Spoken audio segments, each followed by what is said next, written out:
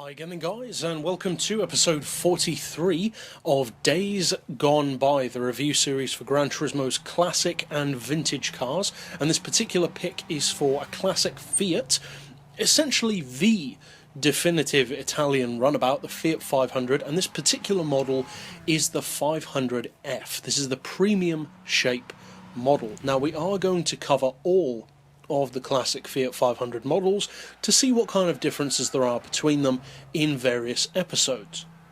But for now we are starting with by far the most popular choice, for obvious reasons, the premium. Now the question is, what do you get? Because this car originally was not designed for performance. There were performance models made of it, but originally it was just designed in a very similar way to the Subaru 360 to just be a car that gets you from A to B without any unnecessary frills and thrills. So what can you do with the car? Well, in its stock form, you're looking at 20 grand, you get a 500cc engine, which you can actually turbocharge up to a really decent 152 horsepower.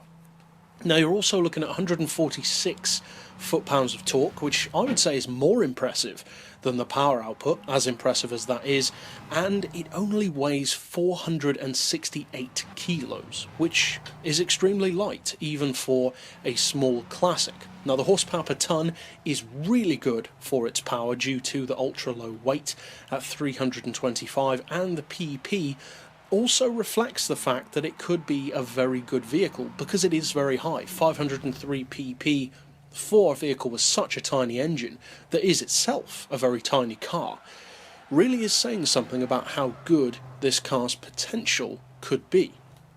Now the question is, what's it good for? Is it good? How good is it?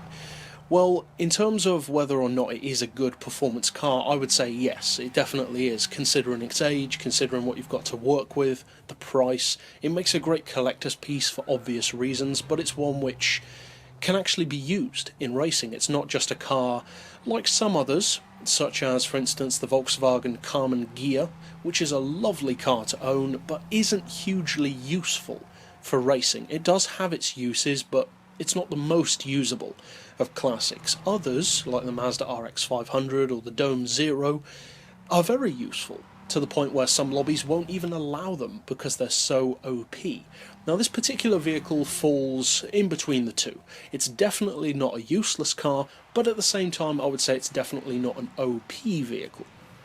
Overall, it's a very strong classic, especially in the smaller, in effect hatchback-esque vehicle, but the reason why it's not in, for instance, the B-Road Ballers series is actually twofold. For one thing, it is a classic, of course, and we don't really feature classics in B-Road Ballers. We've had some, but not in general. And the second reason, more importantly, is that the Fiat 500 is, of course, not a hatchback.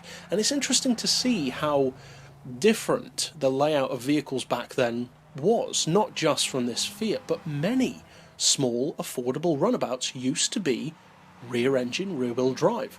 Consider them. You've got the Beetle from Germany, you've got the Subaru 360 from Japan, the Fiat 500 from Italy, and various others which are rear engine, rear wheel drive. And it's interesting to see how that ethos has changed over the years, whereas now it's the exact opposite. Most small runabouts are front engine, front wheel drive. But it's interesting to see how they used to really favour putting the engine in the back and having it driving, for obvious reasons, the rear wheels.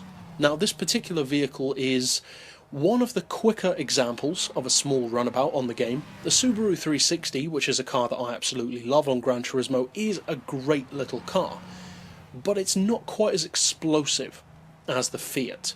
Now it's a great car and I really enjoy driving it, but this Fiat in particular does feel like more of a rabid machine.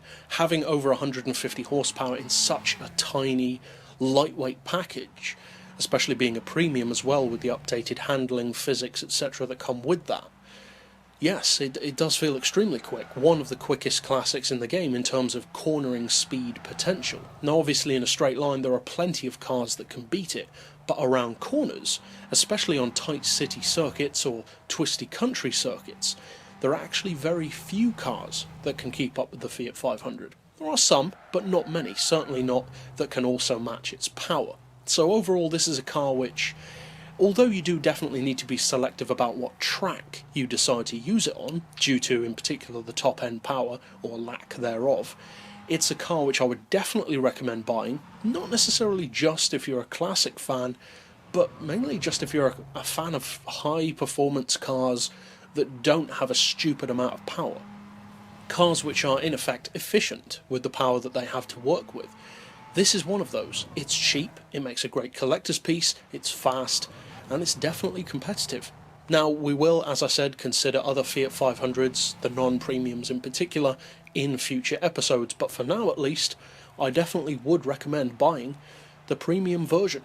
So that's it overall for this particular pick. I'll see you guys next time, and as always, thanks for watching.